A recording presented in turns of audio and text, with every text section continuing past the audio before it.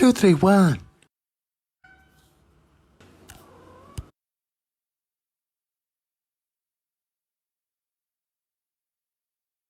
Hello, hashtag First TV family, and welcome. It's week 231. I'm Aaron Mack, and I'm here with my good friend Kevin, aka CBC, BKA, Basic Complexity, and he will actually take it away with our number share program.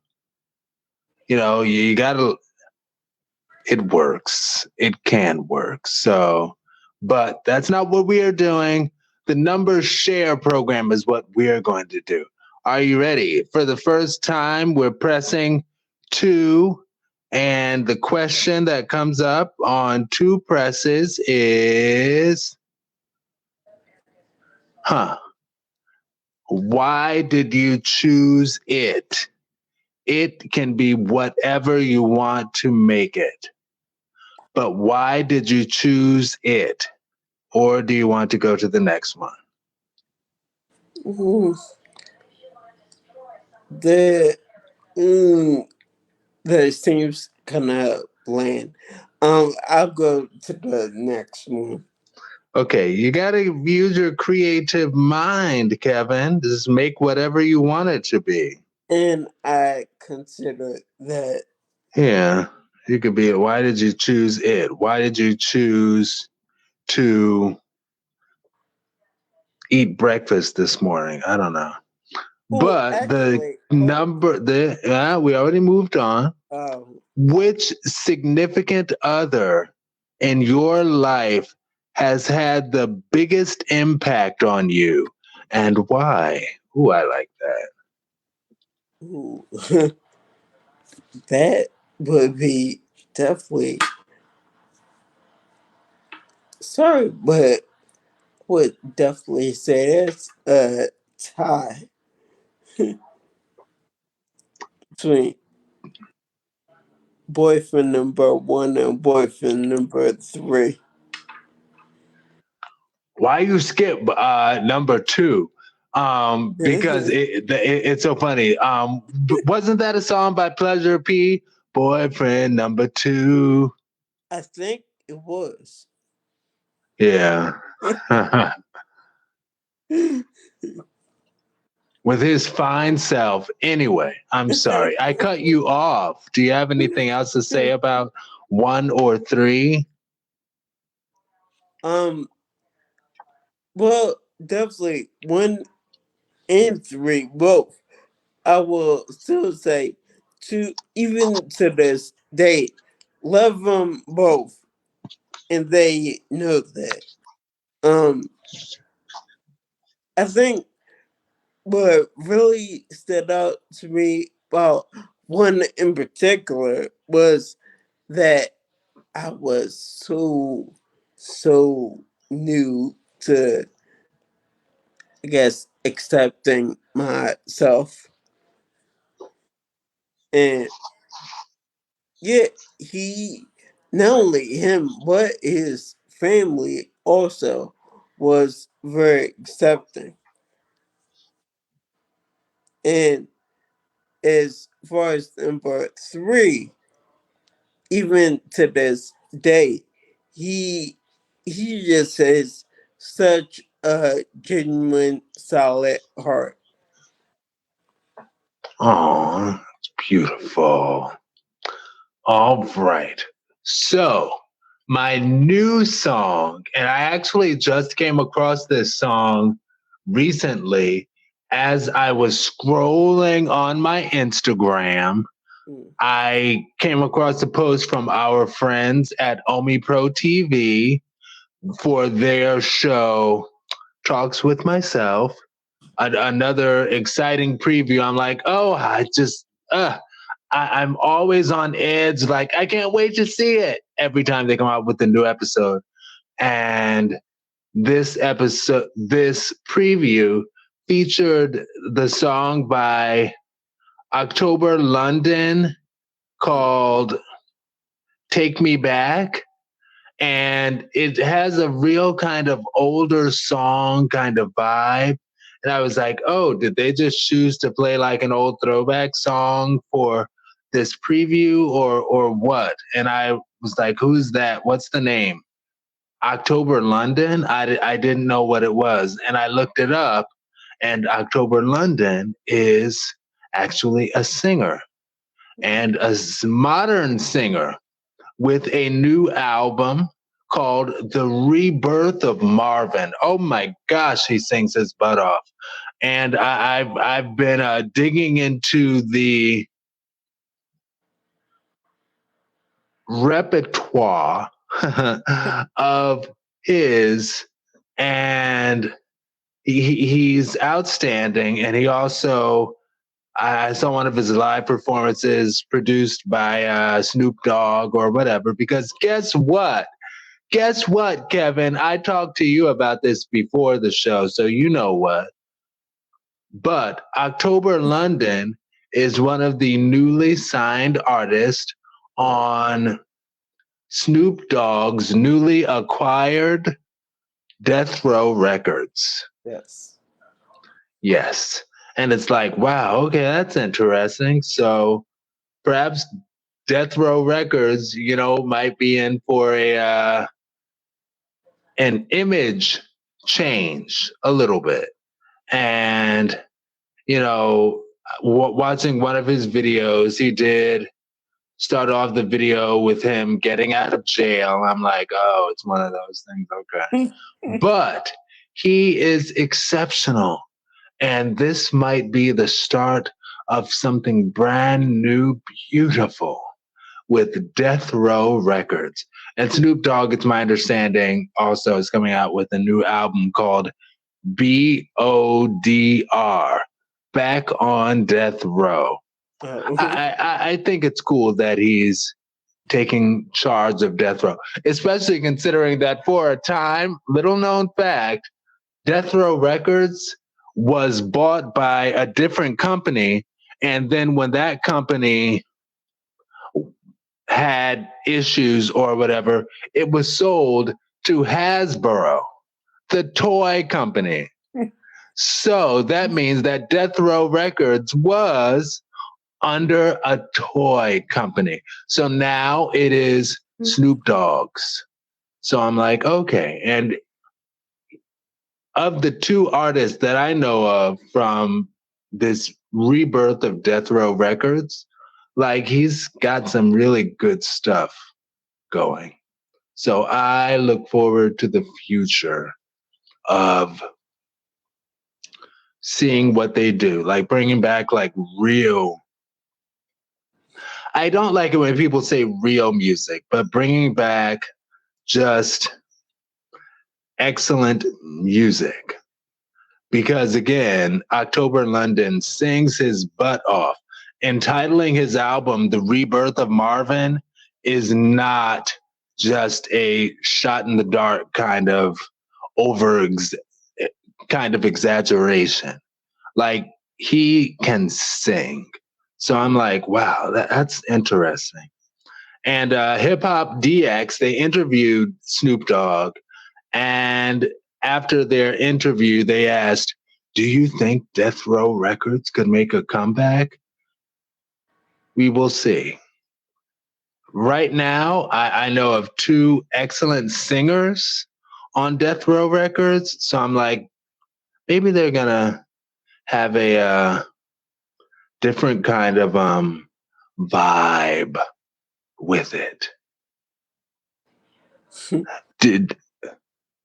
I'll ask you, do you think Death Row Records can come back?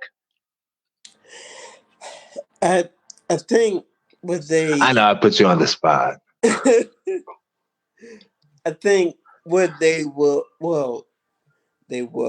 definitely have to look into just complete, or not complete, but major I don't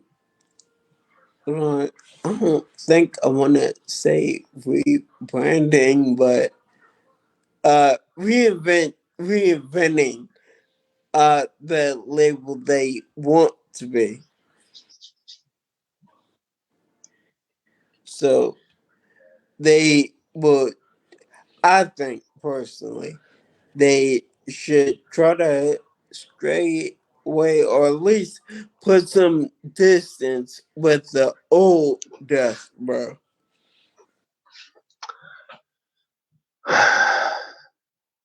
I don't disagree.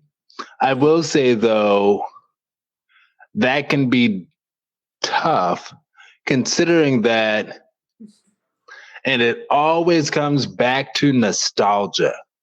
That was when Snoop Dogg was in his 20s, you know? And Snoop Dogg, the whole nostalgia thing, people love their 20s. They always want to be able to just relive it in many cases.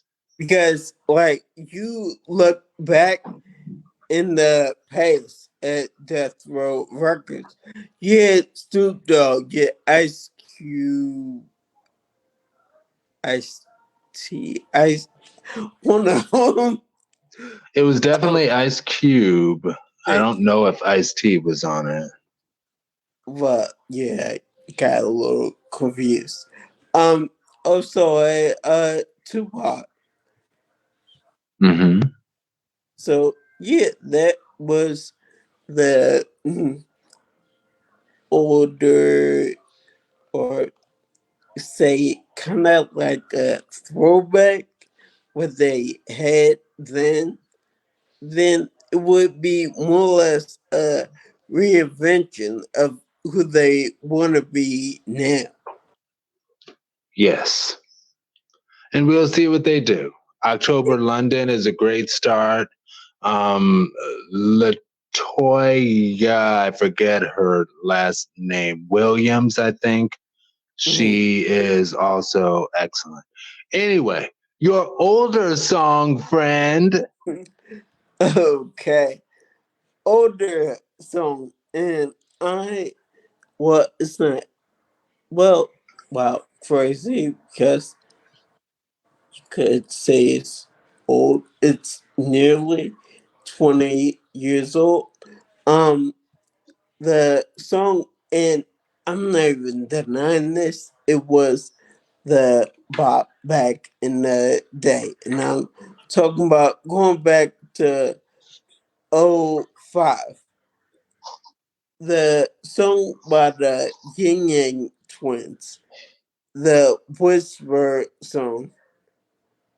Um, and not the original version. That was good also.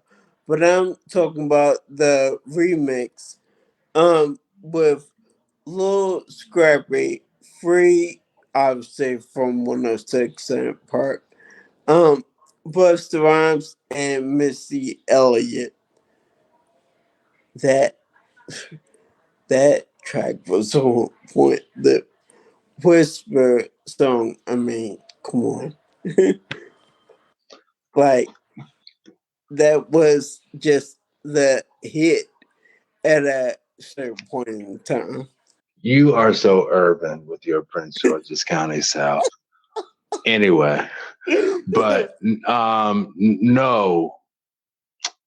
Of course, Missy Elliott is exceptional. Oh, you name Lil Scrappy. Lil Scrappy is not gay. He's not. Nevertheless, he was definite. Huh? I never said he was. He was definitely a crush of mine back in college, though. I'm not gonna lie. And he was a pretend husband for a couple of months. Anyway, oh my gosh. Basic complexity. So we are going to the topics for the week are hashtag yay pan, subtitle hashtag Wayne, hashtag hey short T, TEA 231, Hashtag singleness avoided. Hashtag Pride March. Not in that order, sorry. Hashtag Pride March. Subtitle, hashtag misnomer. Hashtag singleness avoided. Subtitle, hashtag upset. And just like we promised, because we are people of our words, we promised we would return with the Peak Ranks subtitle Beyonce Part 2, where we give the top albums by Beyonce per our ranking. And we are coming with that as well. So stay tuned. We've got a lot for you all because we also have Section E. And we've got so much for you all. Stick with us, okay? Hey, y'all. Now, Basic Complexity. Are you ready to get this show on the road, my friend? Yeah, let's go. Hashtag Yay Pan. Subtitle, hashtag Wayne at Hollywood Unlocked, hashtag VerseTV231A. Text, Wayne Brady speaks out for the first time since coming out as pansexual. Quote, I'm not hiding anything now, end quote. What the hell is pansexual? I look at it as being able to love whomever I want, no matter the vessel, instead of being locked into what is clearly the very defined thing of you're a guy, love the woman. I'm not saying that I am going to be in a relationship with another man. Right.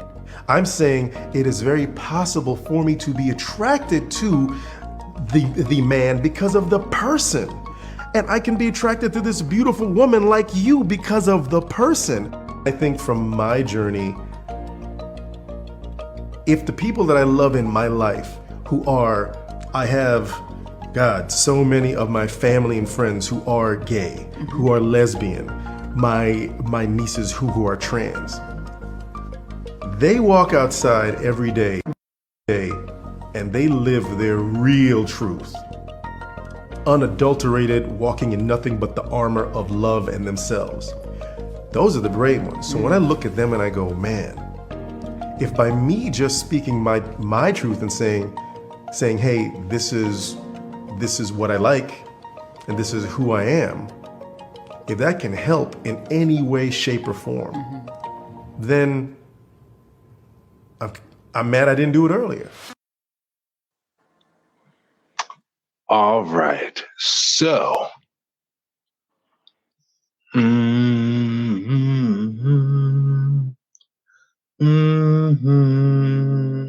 okay. So I will say Wayne Brady, Tyler the Creator, I am not necessarily sure if they are Q+, but I will say that either one and or both of them adding to our Q+ community is a beautiful thing. And I feel it can do nothing but help. So thank you. I also go on to say that Wayne Brady is absolutely beautiful. Oh my gosh, not have it in for Wayne Brady, but I have such a crush on Wayne Brady. And I know I said I wasn't gonna crush on dudes on the show like I constantly like before. As far as Wayne Brady, I feel this time it's an exception because what I will say is I had so many fantasies about myself and Wayne Brady and myself. And while before I had right about a 0% chance to ever fulfill those fantasies with Wayne Brady, now that he's come out as pansexual, my chances have moved up from right about 0% to about 0% still. Because, and I wanted to speak to this because there are also other same gender loving celebrities that I know of who have to be in the closet for the sake of their career, because if it got out that they were a same gender loving person, it could ruin their career because of all the fans that are into them and attracted to them. But I feel this is a good point to say that, look, gay, straight, pan, whatever, your chances with them are about 0%. And them coming out as gay, straight, pan, or whatever, your chances with them are still right about at 0%. So there's no need to hate. And basic complexity, I'll do it in my 1 minute. All right. And just to tack on a little note to that, like shit from 0% to 0%. I wouldn't quite say that. I'll say from 0% to 0.000, maybe 1.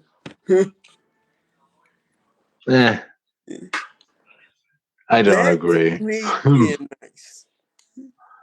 Right. But yeah. Now, after hearing that Wayne Brady came out as pansexual, he clearly started to explore and be open about his sexuality. Mm. Yeah. That's what I have. So I will say, to my credit, if you will, I said about 0%. It went from about 0% to about 0%. So anything is possible, right? True. But it's still about 0%, you know, and that's okay. And ladies out there who are attracted to men who, I remember this one girl in high school, because we were boys and girls, so she wasn't a woman, but, or a young, she was a young woman. Anyway, just like I was a young man. Anyway, we were boys and girls. I say boys and girls in high school. I say the switch comes in after high school. Anyway, but when she saw something on BET where Usher was having an interview, and Usher was like, they asked Usher, they were like, you must love your women fans, don't you, Usher? And Usher's response was, I love the men too. And what she took that as, she went to school the next day and cried to everyone how Usher came out as gay because he said that he loves the men too. And it's like, that's not what he was saying. I don't interpret it as such. Right. And nevertheless, your chance with Usher went from right about at a 0 to right about at a 0. So it's like, okay, whatever. And I'll say, as far as Wayne Brady's interview with that woman, as I start my 1 minute, because I just finished the rest of your time, Kevin. But as I said in that interview with the woman, I feel like it. I don't know if he had a crush on her. Sure, she was beautiful. She kind of reminds me of my mom a little bit, like especially with her hair and like the waterfalls like that. But it kind of came across to me like he was trying to tell her, I'm doing this interview with you, and yes, I'm coming out as pan, but my I will more than likely be with a woman. I don't want to be with a man. I can call a man attractive, but I don't want to be with a man, which forms the difference between hetero romantic and homosexual. And I don't think that he's homosexual either, you know, he's pansexual. But I kind of think, again, going back to what I said in the beginning, it's good to have more people speaking the pan thing. Like, I'm into whatever. Hearts, not parts. Troy used to say that. And I always loved that. Hearts, not parts. I think that's a beautiful thing. Now, my one sentence is, it is beautiful if all were us. Yes. If all people were assumed to be pansexual by default until they end up in a loving relationship with someone, and while they're the duration of that relationship, then there'll be that thing, whatever it is, be it homosexual or heterosexual. Otherwise, everyone just be assumed to be pansexual. And I think that's a beautiful thing. And yeah, that can be problematic if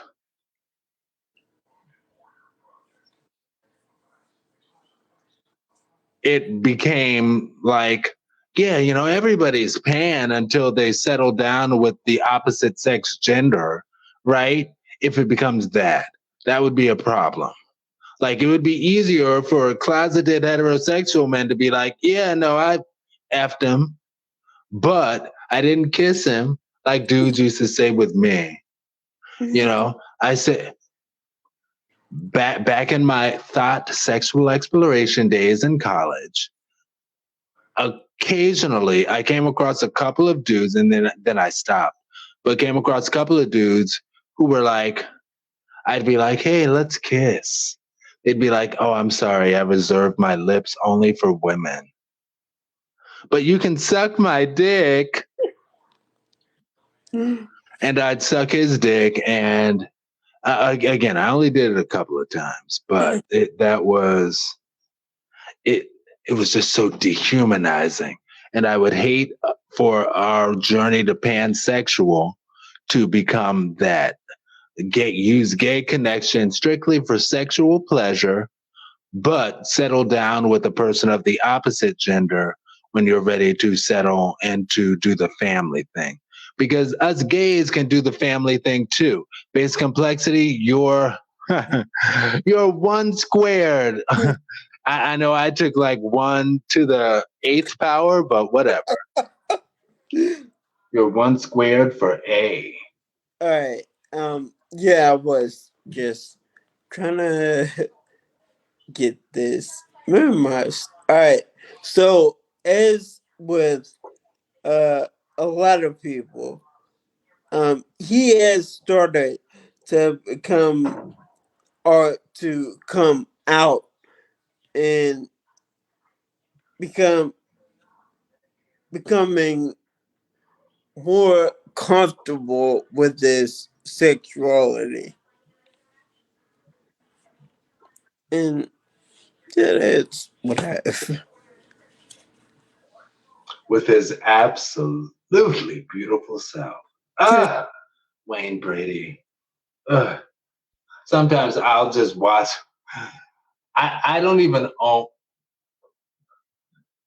If I'm in a vicinity with a television and I have the option to change channels, I'll sometimes watch The Price is Right just to look at his beautiful self. Anyway, the hashtag Verse TV family yes or no question.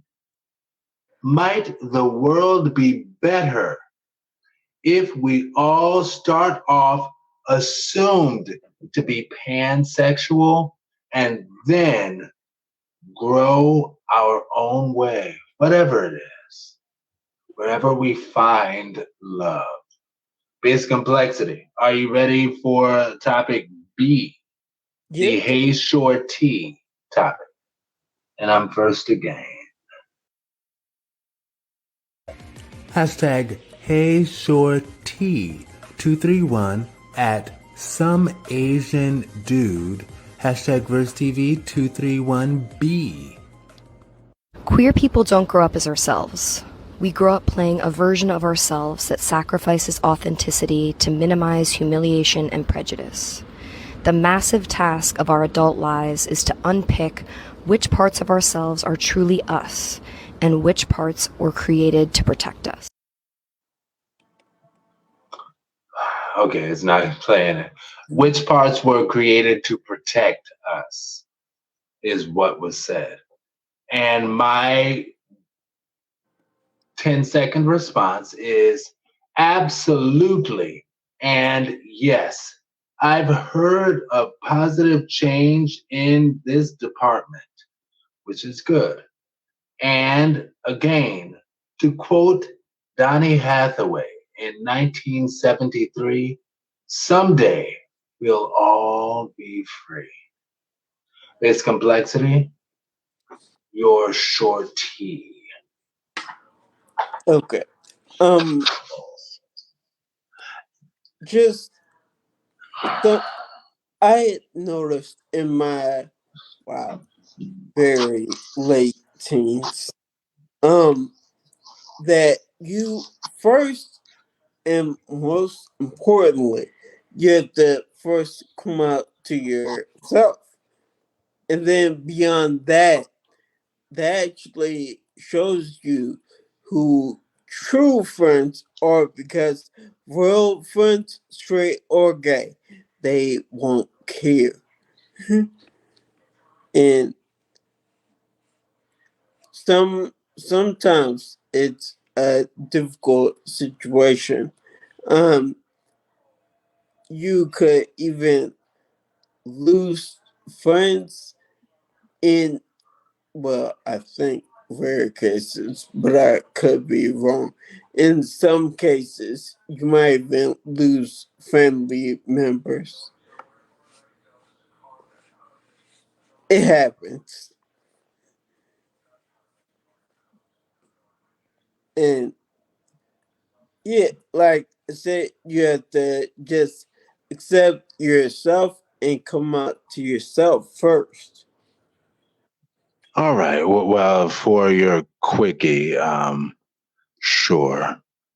Yeah. And I made that face because it's like, what in the world do you mean in some cases?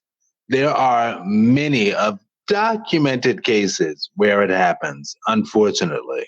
That's horrible. And there But are many cases where it doesn't happen, fortunately. But there are many cases where it does. exactly. All right. Part of me wanted to ask, can I read it again?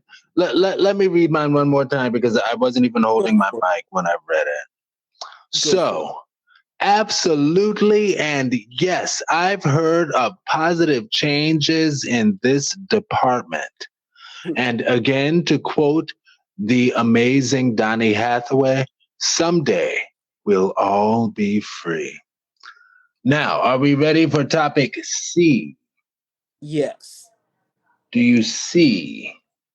I'm being funny. Hashtag Pride March.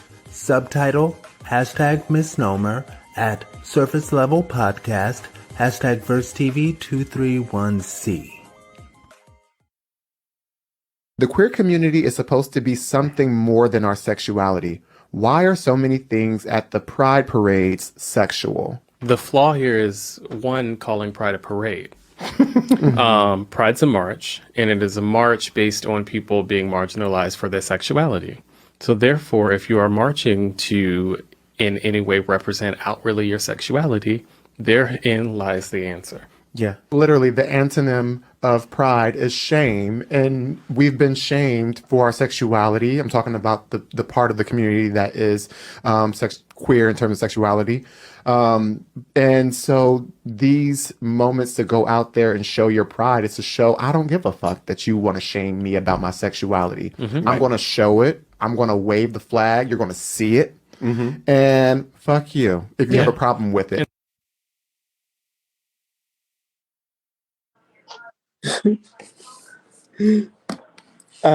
That one that was just funny. All right, so they were making such valid points about gay pride, and the very obvious point or question was made when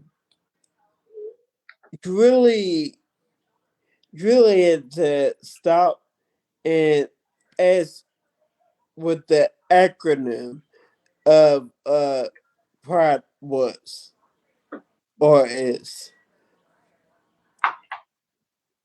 That was honestly the moment when a light bulb goes off in someone's head somewhere. Or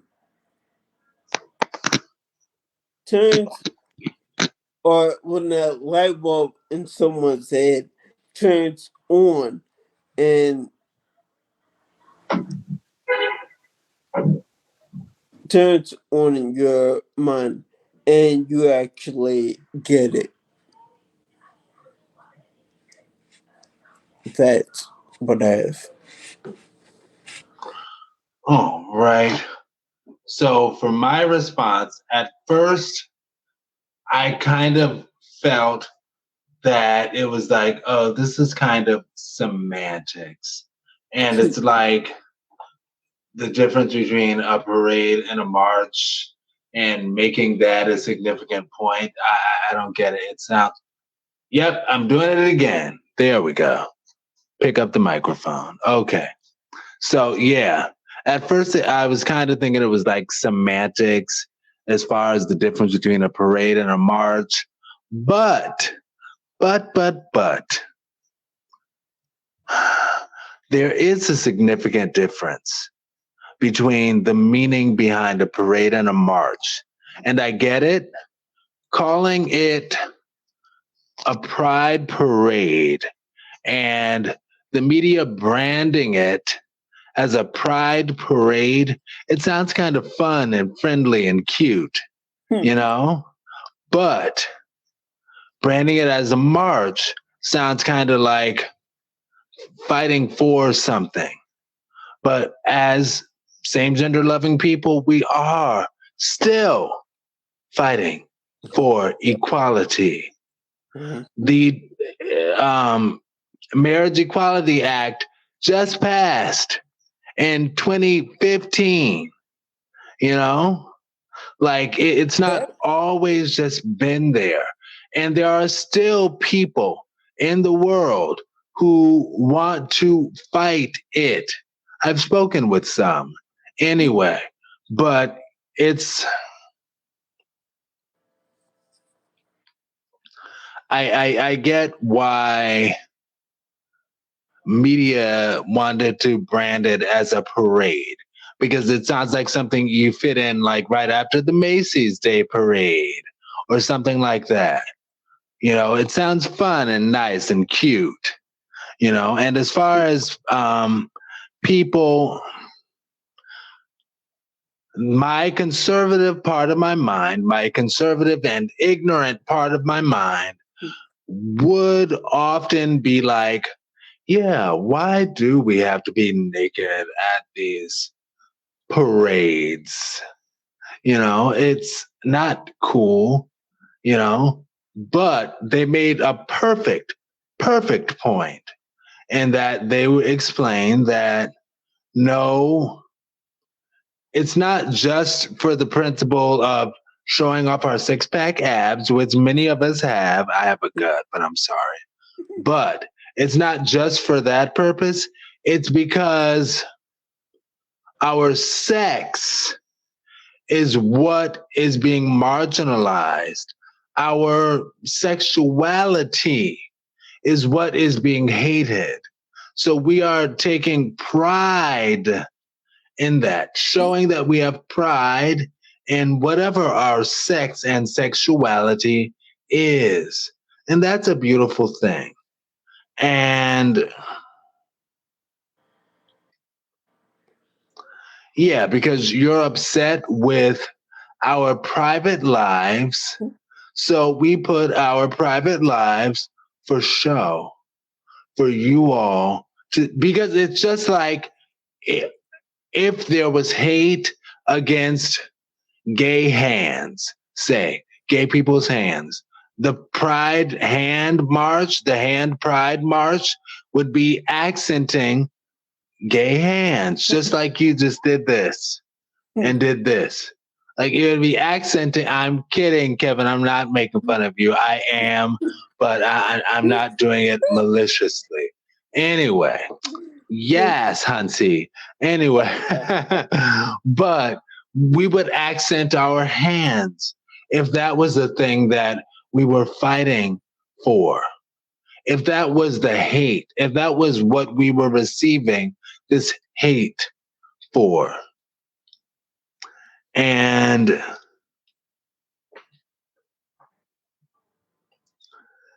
yes,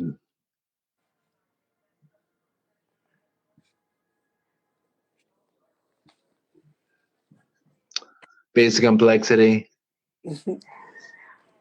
Okay. Oh, you're one squared. Yeah. All right. So wow. All right. So I technically have only been to one gay pride event or something when I was technically still a teenager. I was 18. But just the feeling, I still remember way back when, that at the time I just felt so free and wasn't even worried about trying to hide who I was. And yeah, that's what I have.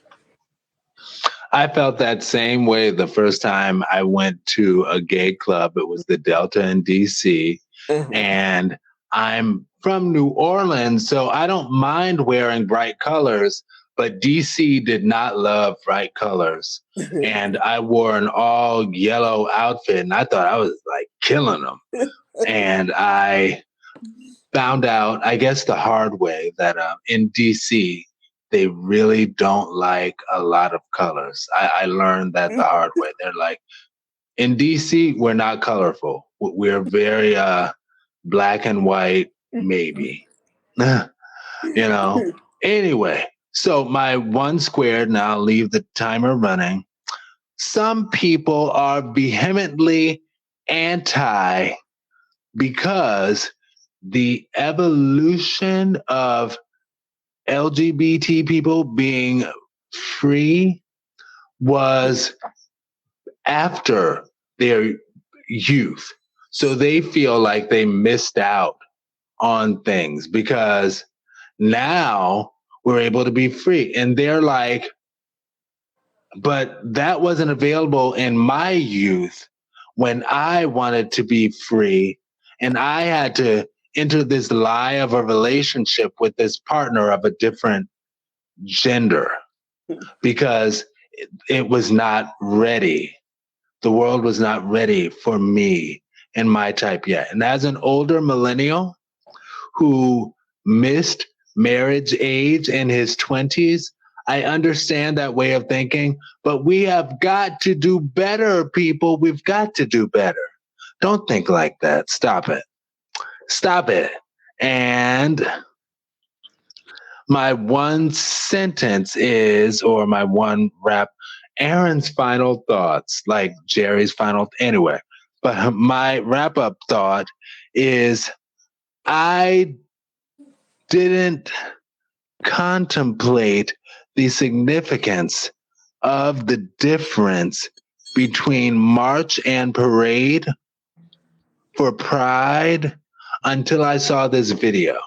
I didn't understand that difference of the significance of those two terms until I saw this video by Surface Level Podcast. Thank you all, Surface Level Podcast. Yes, thank you. And the hashtag First TV family yes or no question is, does the prevalence of people showing skin at Pride now make a little more sense to you? Basic complexity. Are you ready for topic D Yes. in your first again? Hashtag singleness avoided. Subtitle, hashtag upset at It's Evan Knapp. Hashtag First TV 231D. Text, single in your late 20s. Do you remember Caitlin and John from high school? Yeah, aren't they still together? Yeah, it actually looks like they just got married. No fucking shit. I know. You don't say. Yup. Can you imagine that? No, I mean, I never even dated anyone in high school. They're never gonna know what it's like to be single in their 20s. Right? I mean, like, it's actually kind of sad. Like, they're never gonna know the freedom. They're never gonna know the rush of meeting someone new. And then having it immediately implode. Do that realistically, like, probably hundreds of times. Each experience a tiny crack on the sculpture that is the human heart. It's like an annoying way to say it. But it's like on the flip side, they're never gonna know what it's like to want someone to text you back so bad that your stomach starts to hurt. They're never gonna know what it's like to give up. Yeah, I mean, they can still get divorced. They're never gonna know what it's like to say, yeah, I'm just kind of focusing on myself right now. And like, they're never gonna know what it's like to have options. Having options, yes. At the end of the day, it's really all just a numbers game. It's all just a numbers game. Yeah, and there are so many fish in the sea. And when any of them could be the one, it's almost like none of them could be. Huh? Nothing.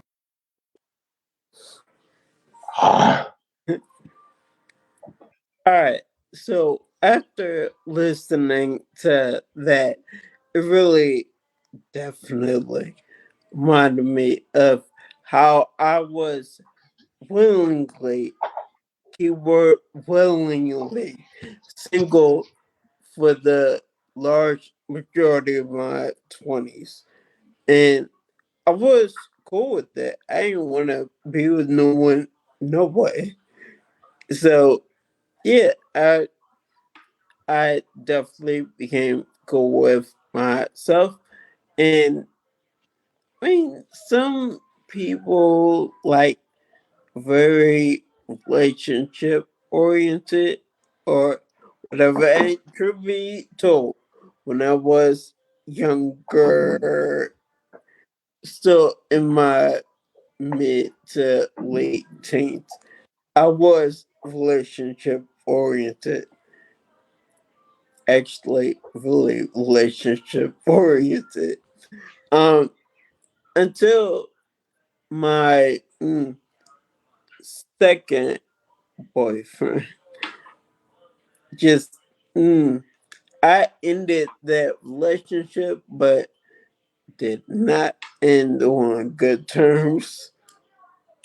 I mean, don't be wrong, we cool now, but back then was not on good terms. And yeah, that's just I had been single in the large majority of my 20s. And once again, that was by choice. I did not want to be in a relationship again. Yet, because my third relationship, I had gotten into that when I really shouldn't have. So that, and then it was my fault. I got him to break up with me. But yeah, that was that. I mean, we've made up since then, but yeah.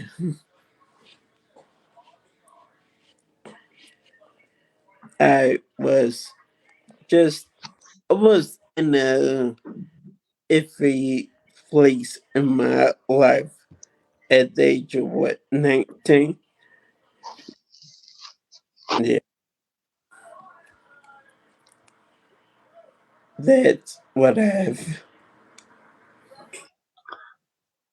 Your third boyfriend was at the age of 19? All right, yes, I know. Oh, okay. So, my initial reaction is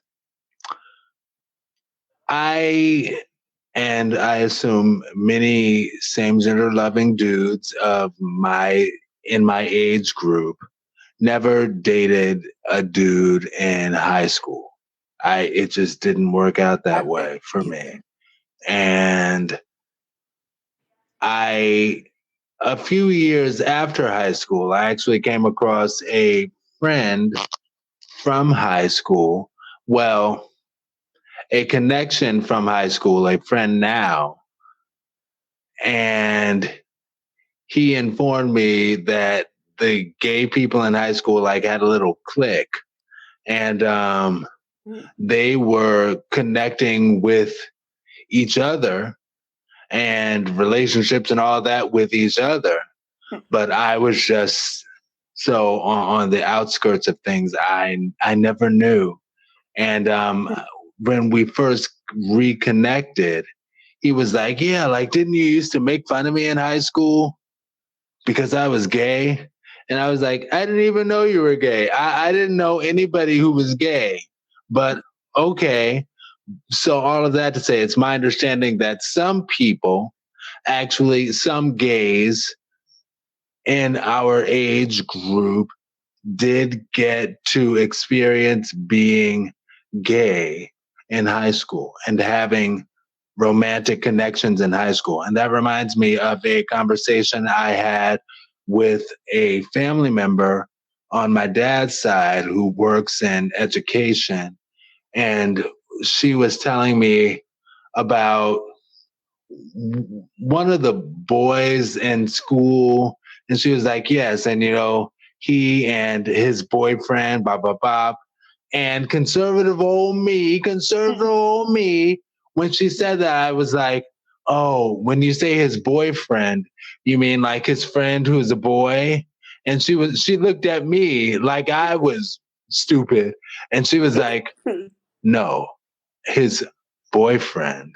And she let it go. And she knows my sexuality too, but all of that to say, I appreciate the progress that we are making. So us gay kids can do that and have that experience in high school, and can sometimes have that high school sweetheart turn into a long-term lifetime relationship and marriage. We are getting there. We're making progress. And as far as him saying, sometimes when you have so many options, it can feel like you have none. It's like, yeah, if with online dating, if you throw away dudes, like I used to throw away dudes, I used to do that because you feel there are so many options, it can manifest as none. Anyway, basic complexity, you're one squared.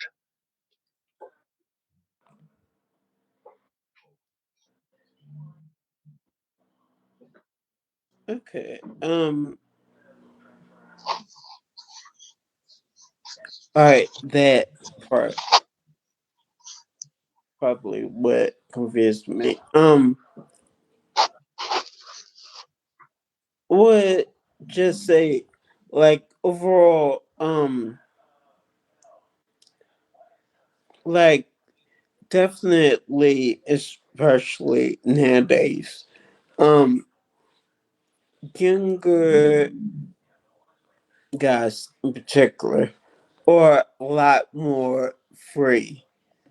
They have a lot more opportunities than we had in the past. Not saying we didn't have any, but a lot of times we kept that stuff kind of to ourselves. And I I didn't even come out to myself until after I graduated high school. So that was just me. It's a building situation in that Yeah. I sometimes, Kevin, you make it seem so old. You know, you're like, back in my day, we didn't have the freedoms that you gays have today. And it's like, well, it's a building process. Just like I always say, it's Gen X who gave us Will and Grace to grow up with. And for me to be able to watch Will and Grace when I was in high school with my mommy, you know, like, and we used to love it and engage in discussions on things. And I wasn't ready to come out to her at that point, but it helped me see that the world was opening up and becoming a more open place. Mm-hmm. Hallelujah. It's a good thing. My one sentence is monogamy or any type of commitment is a choice. And that's beautiful. Basic complex, the family yes or no question. All right, hashtag Birds TV family. Are you ready for the question? That was very RuPaul 1992 sassy. Like, all right, hashtag Verse TV family, are you ready for the hashtag Verse TV? Anyway, and I feel like I have to walk back what I said about RuPaul. I don't, because it wasn't negative. It was positive, and I and we have nothing but love and appreciation for the barriers that RuPaul knocked down for us in advance. And that's another example of a Gen Xer knocking down barriers for us older millennials to be able to walk through. My mom used to like RuPaul. My mom was like, yeah, RuPaul is cool. Anyway, the family yes or no question is, have you ever met someone and had it immediately implode or crumble upon meeting? Basic complexity, have you ever had that?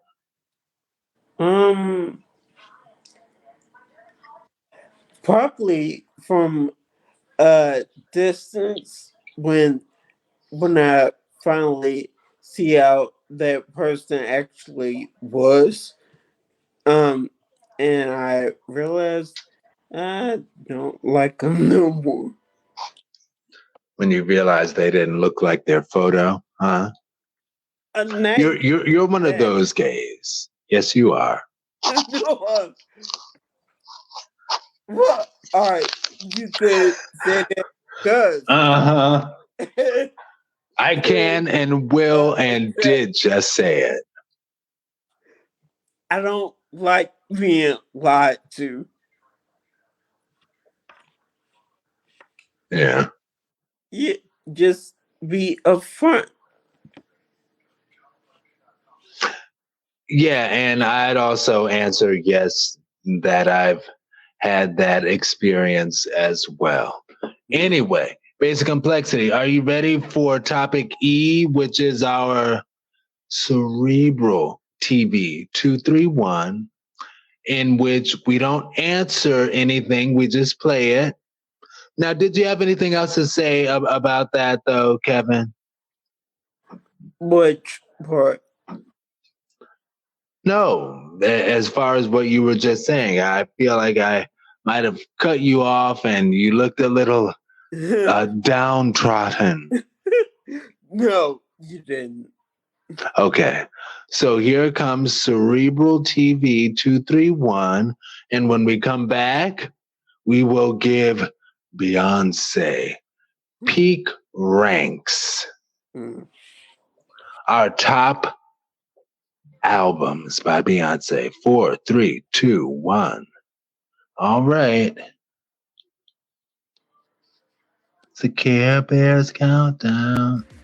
Hashtag CerebralTV231 at Sista_D_Barnes at WarriorDW2 at Greg Mathis Jr. at Elliot_Cooper. Hashtag VerseTV231E. Text. Bell Hooks. Quote, the miseducation on love. End quote. Talk in the book about all of these people who'll say, you know, my dad beat me or mom did this, but she really loved me. And a key chapter in the book is the chapter on children, where I'm saying that no, in fact, if we are being abused in any way, we are not being loved. That love is antithetical to abuse and to domination, and that marvelous moment for me in the book when I'm talking about what do we teach our children about love? What is the miseducation we give them? And part of the miseducation we give them is that you can violate someone and then say you love them. And I think as we ponder why we are raising a nation of violent children, we have to ponder that miseducation about the nature of love. The slaves were happy, the owners were happy, and everyone lived happily ever after. Read it again! Read it again! Yes, please! No, it's almost time we learn how Christopher Columbus discovered this land. Ooh, Mr. Parks? Yes, Dale? Why did slavery end? Yeah. Well, that's a very good question. See, we realize that everyone deserves to be treated equally regardless of what they look like. But it worked so well. What? We had free workers, servants. Plus, they were happy learning new skills, so why don't we just bring it back? Look, kids, I'm not supposed to tell you this, but slavery was actually really fun and engaging, right? Of course, Mr. Superintendent. Now you kids go play outside. That's enough questions for one day. Tag, you're it! Oh, you're it! Sir, I was just about to... Mr. Parks, I thought we were past this preference for history you seem to have. We are, it's just these kids think slavery was some big party and I just can't... Can't what? Teach the truth? No disrespect, Mr. Superintendent, but we both know this isn't the truth. So you prefer we tell them that for over 240 years, this great nation was built on the backs of those who worked against their will? Not exactly. And that it didn't end with the abolishment of slavery. We kept going with segregation, convict leasing, restrictive covenants on housing, schools, riots, torturing, lynching. Is this what you prefer these kids hear? No, sir. Then stick to the script and save the bright ideas for your own damn kids. Text. Love for a lifetime. Hashtag Mathis Cooper.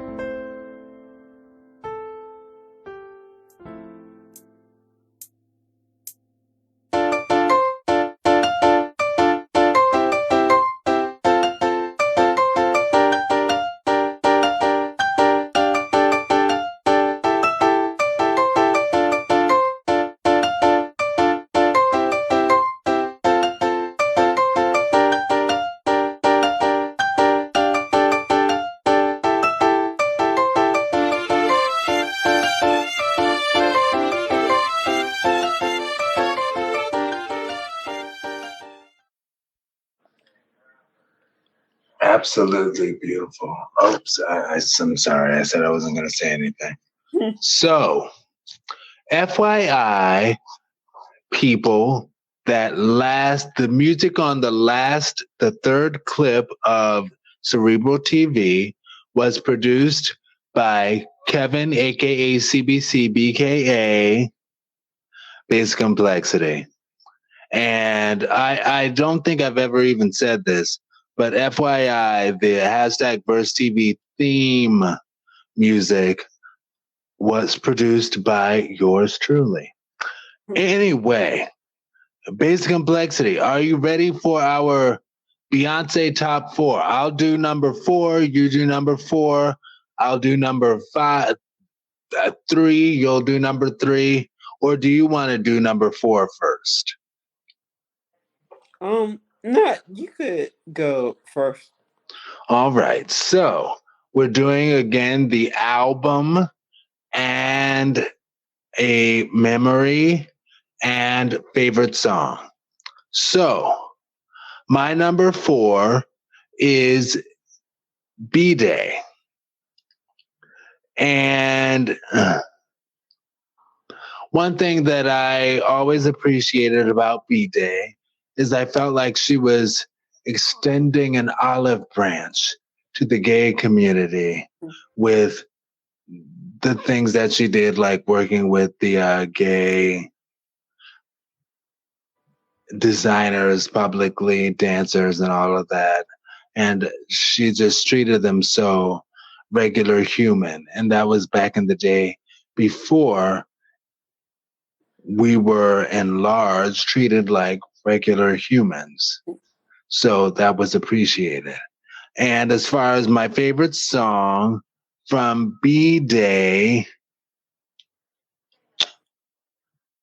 it'd be good if I said what it was. Oh, like I said last week, Worldwide Woman, which I would say worldwide winner. Basic Complexity, you're number 4 again. Actually, because I was confused with the number of these albums where I was gonna place them. Alright, so first off, just because I'm listing this album as number 4, not saying it's bad at all. Alright.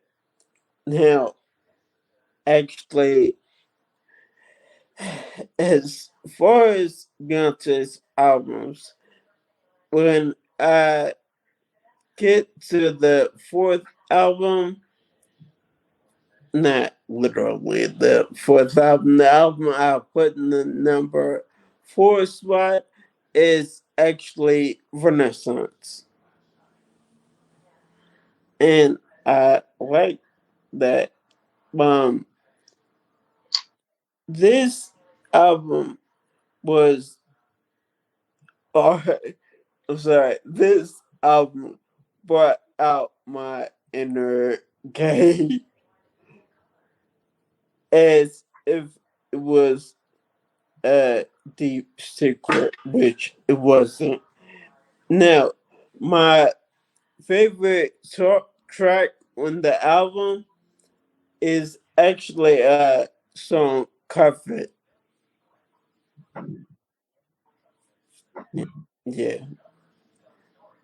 That's 4. Yeah, that was your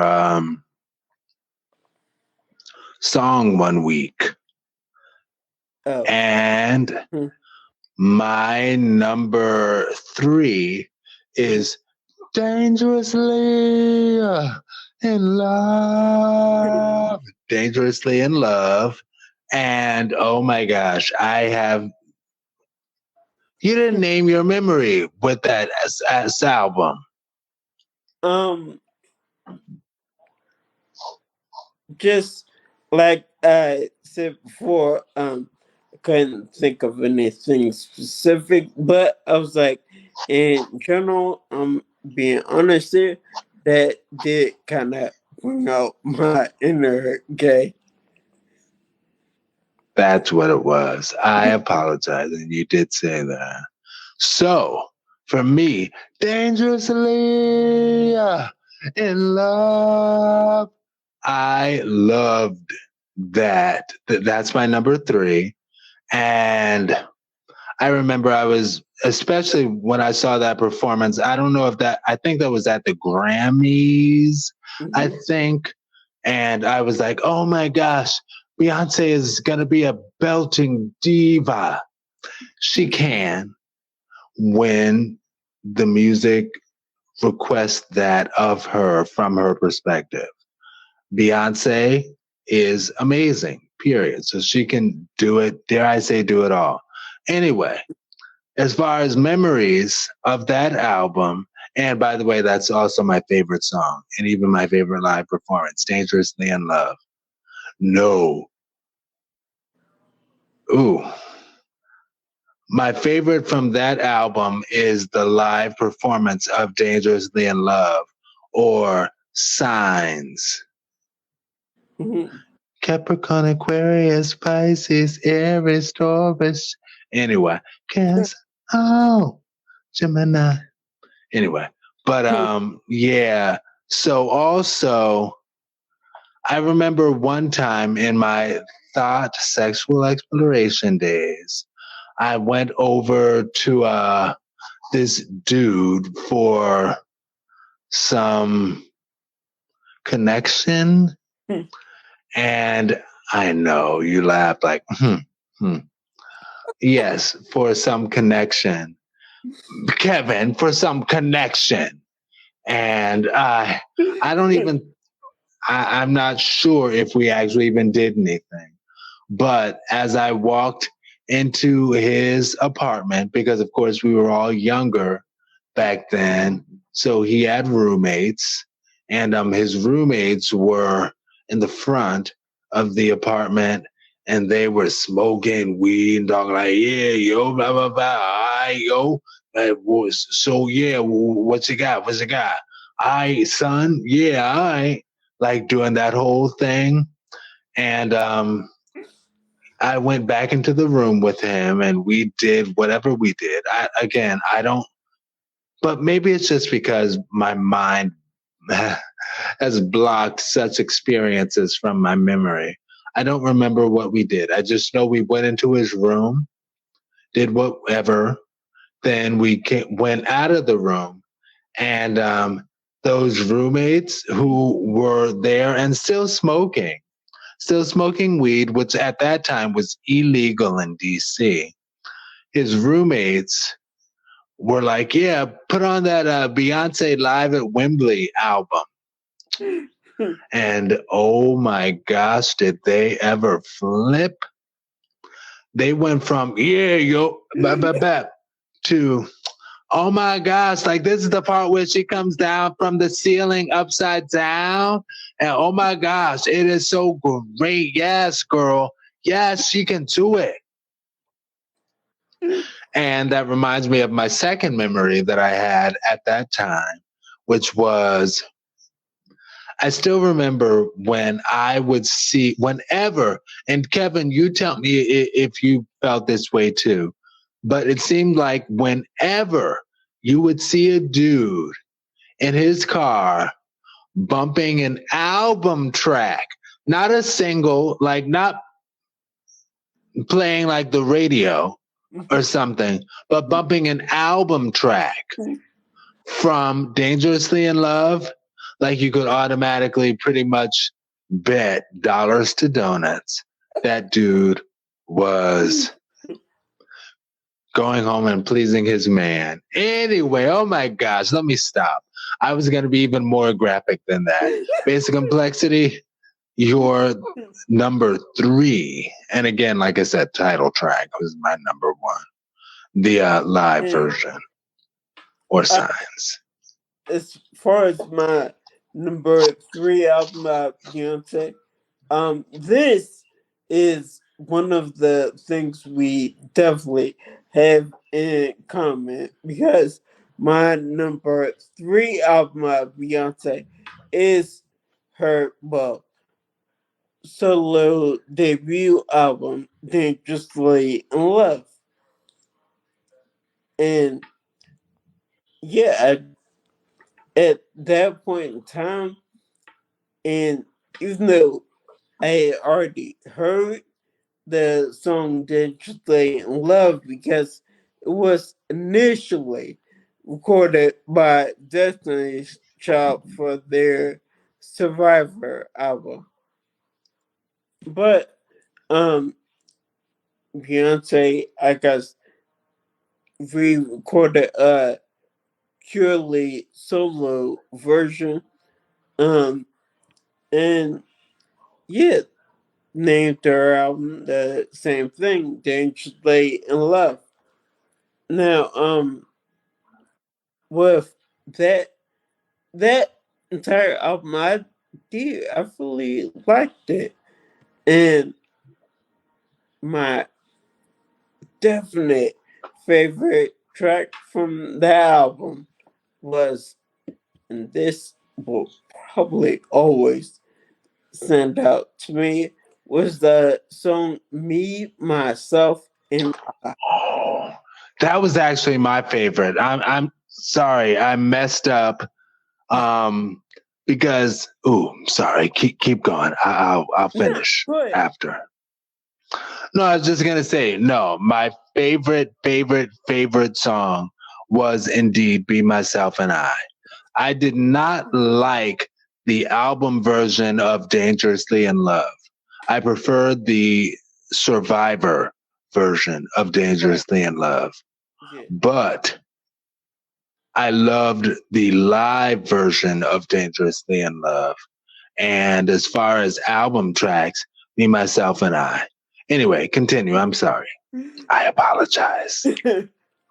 Well, like I was saying, Me, Myself, and I definitely, because the year the album came out, it was definitely a memorable moment for me because at the time I was going through my then worst breakup period, and I just felt so connected to the song Me, Myself, and I because that I just felt like it was just me, myself, and I didn't have any help with anything. So it was kind of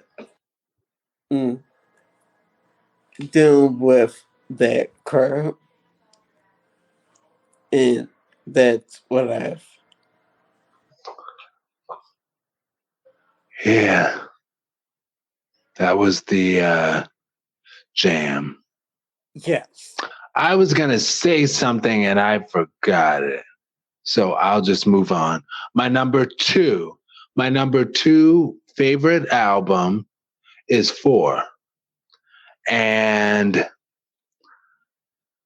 that came out around the time that Kevin, Basic Complexity, and I became friends. And that's a positive memory of it. Also, another positive memory. A friend of mine who does or did music reviews on the side, like he did not appreciate Beyonce's work. He was not a Beyonce stan. He's a Gen Xer, darn it. He's a Gen Xer. And he didn't appreciate Beyonce's work. And with the album 4, like as far as her debut album, and I don't need to go through all this. He had a couple of tracks on it that he was like, yeah, these are good tracks. So she knows how to make good songs, but she doesn't always. And then he sort of just fell off for her. But for the album 4, he was like, she's got it. She's doing it. And he loved her. Like, I remember him telling me, he was like, I love her song, Rather Die Young. And he's like, honestly, I have been keeping that song on repeat so much because the way she sings it, it's just so exquisite. And I would agree. That's one of my top songs. My other top song is End of Time. I will love you until the end of time. Walk with me, I walk with you too. Walk with me, I walk with... Anyway, but yes, that. And yeah, I love Rather Die Young. That's a beautiful song. Rather Die Young. And last thing, well, kind of. Brian B., who is, of course, Beyonce stan, proudly in the Beehive. And at that time, he taught, because I'd followed his stuff for quite some time. Had a little crush on him too, but anyway. But he was like, see, y'all think Beyonce's talking about dying early. Nah, she ain't talking about... He doesn't talk like that. He's like, no, she's not talking about dying early. She's talking about dying young. And he held up the triangle of Hove, because he's like, she's talking about dying young because young is... I kind of forgot his connect. Like Jay-Z had something in his name that has to do with young Hove. And she's talking about, I would die for him.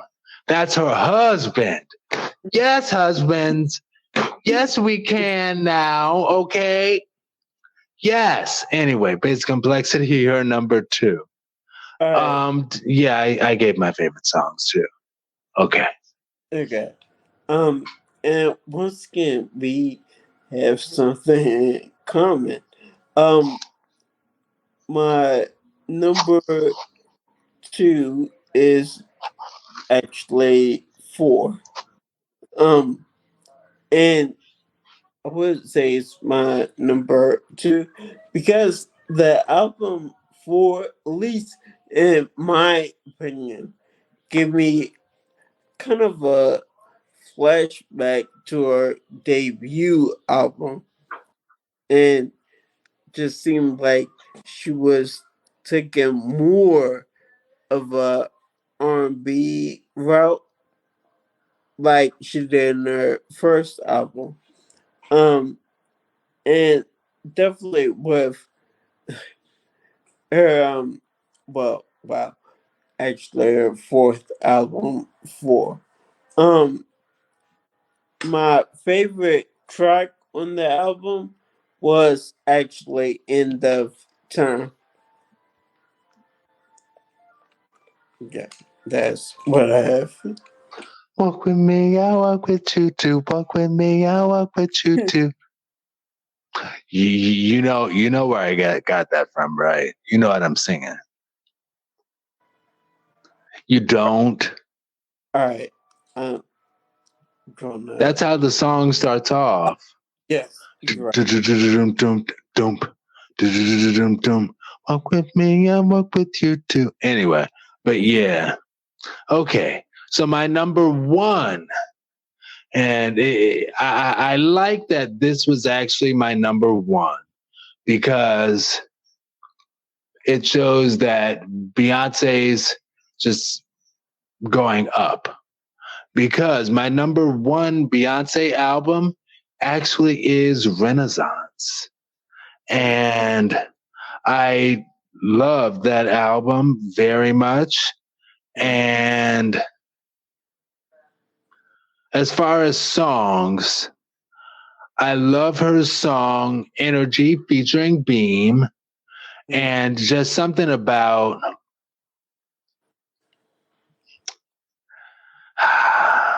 I always talk about men. I'm sorry. And Beam is a 95, baby. So he's way too young. Nevertheless, part of me was like, I bet that Jamaican man is handsome. And he is.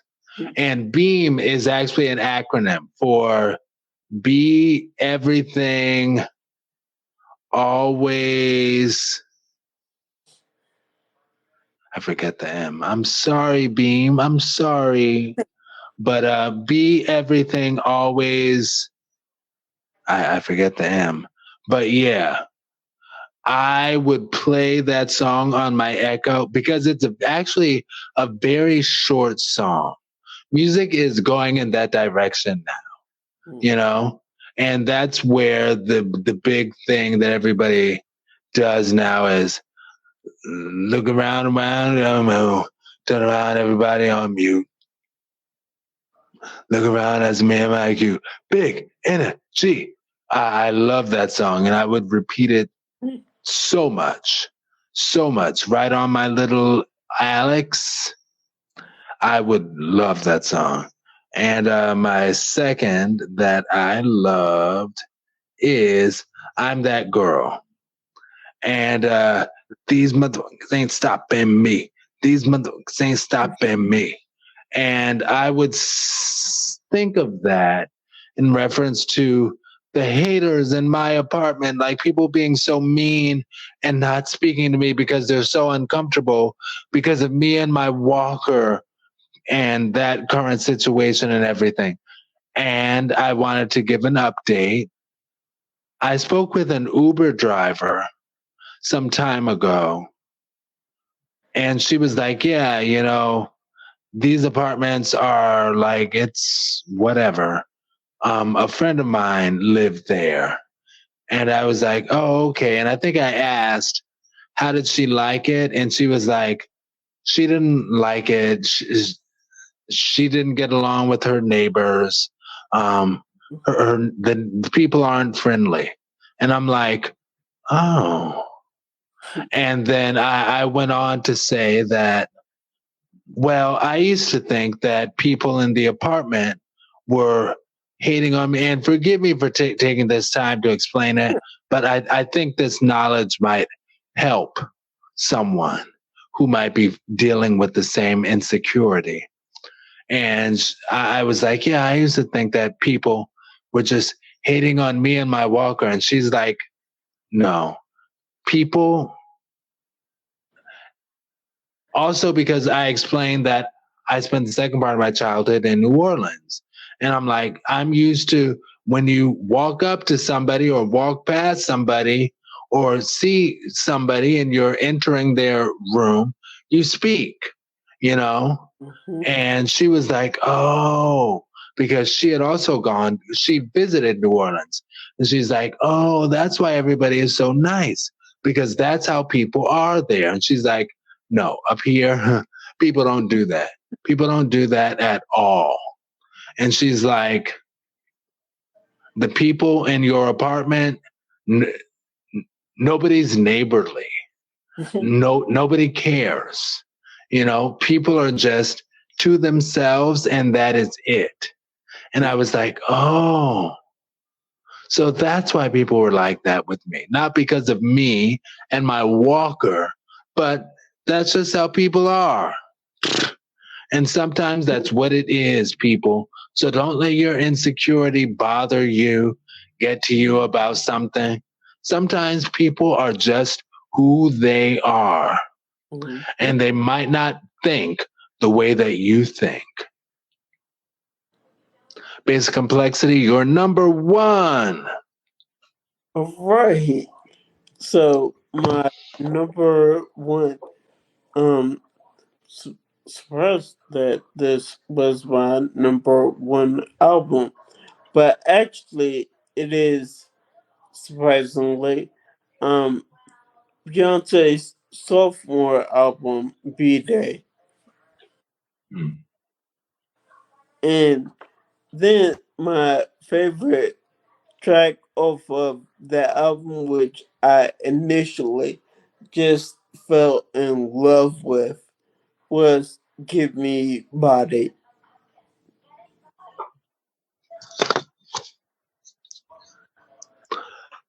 Absolutely. That was and I didn't name that because I think I liked Worldwide Woman more, but Get Me Bodied was that ish.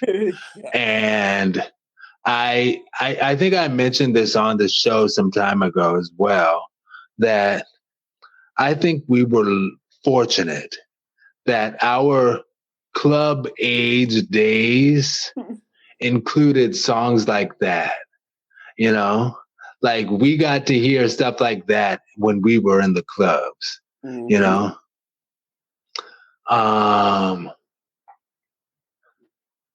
Get me body, get me. I'm trying to think of it. What's the rest of it other than Get Me Bodied? But shoot, why am I? Wow, I should know this. I know. We should both know it. I'm on the borderline of saying play it. I can't. Wait. My body. In the meantime, while I'm pulling this up, I will say, maybe I won't, because I don't want it to run the risk of coming across like something that might be construed as negative. And it is not negative. Beyonce is queen. Huh? How could that be construed as negative? No, what I was going to say. Yeah. I was basically going to say how her singing style kind of shifted at the album B-Day. And she would sing a little stronger, I guess, on that album. Anyway. You know what's funny? Oh my gosh. I'm looking at the track listing because I'm about to play it. But I came across her song Resentment. And Beyonce sings her butt off on Resentment. But did you know that remake was not, or that Resentment was not originally by Beyonce? I had no idea. It's actually, you know, and a friend of mine actually, Posh Spice Victoria Beckham, who actually has some songs that I love, but that was originally by Victoria Beckham. And he was like, yeah, she did it, but she cannot sing a lick. It was awful. And kind of like that guy who laughed at me when during the time of I Am Sasha Fierce when I played my music for him. And he was like, that is awful. That is awful. There are things in the world that are bad, but that is awful. Anyway, but my friend was like, as far as Victoria Beckham's Resentment, he was like, that is awful. It is awful. She cannot sing. Anyway, but yeah. But as far as Get Me Bodied, I have it right here. And it is, you know, and see, this is going to get the thing flagged. So I'm going to just skip. And of course, this is where it goes right away. Body, once I get my body.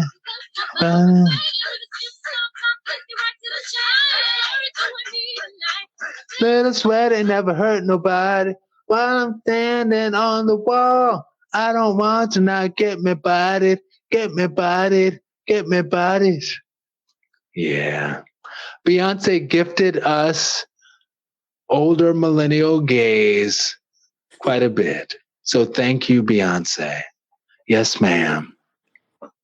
Actually, speaking of Give Me Body, also,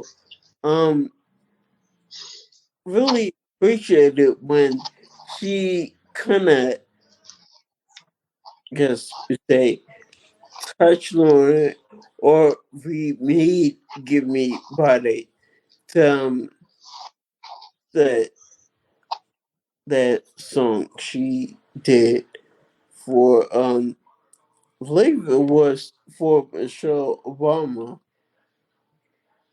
At last. No, not at last. Um,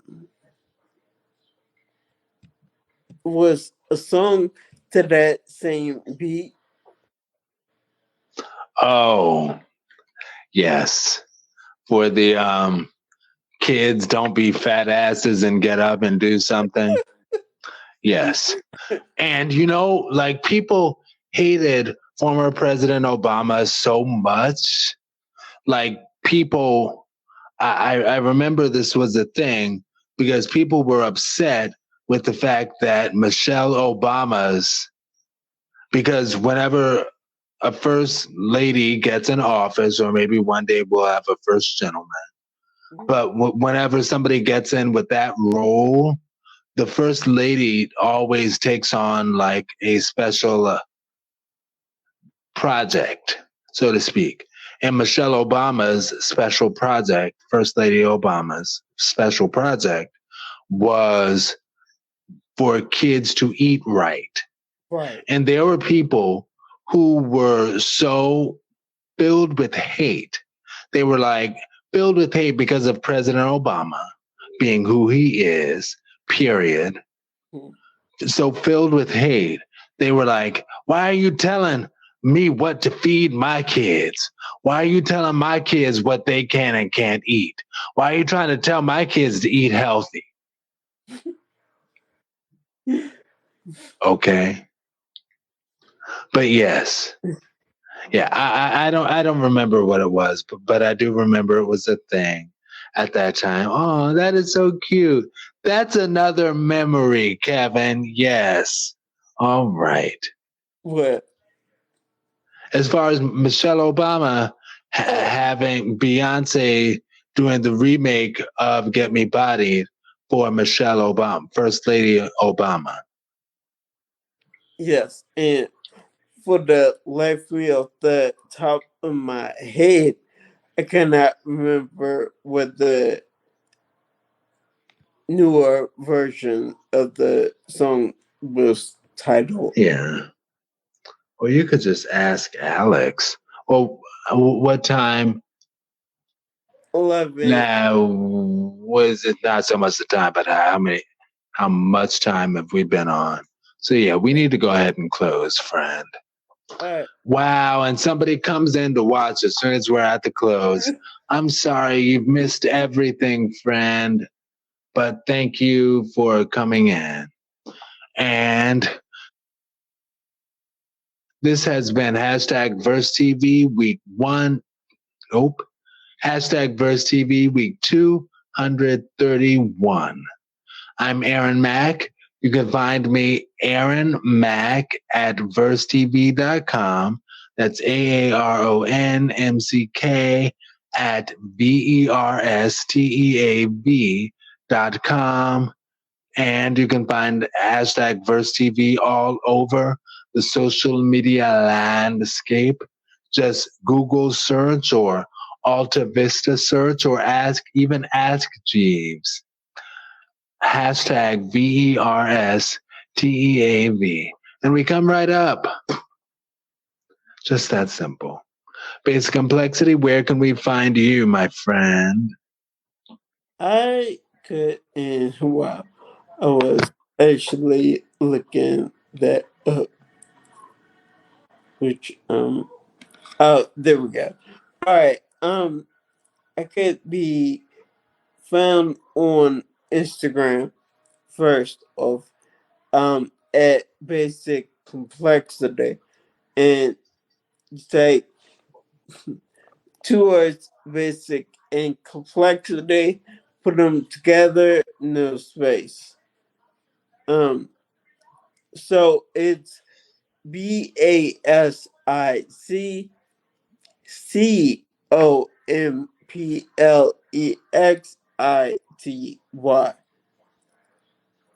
And that's the name for Instagram. You could also use the same name. My email's basic complexity at versetv.com. So that's at VERSTEAV.com. And then with TikTok, and it's always annoyance. Somehow someone had already used the word basic complexity, so I had to slightly change it. So with TikTok, I have it as my basic complexity. So it's MYBASICOMPLEXITY.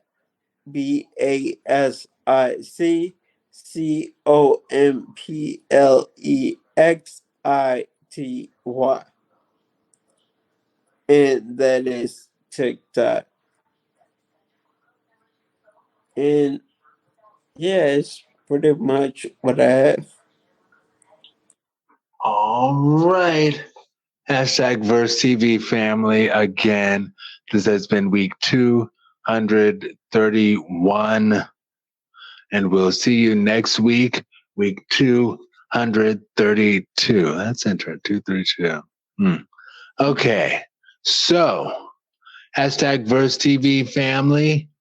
Peace. Hashtag versetv.com. And stay blessed.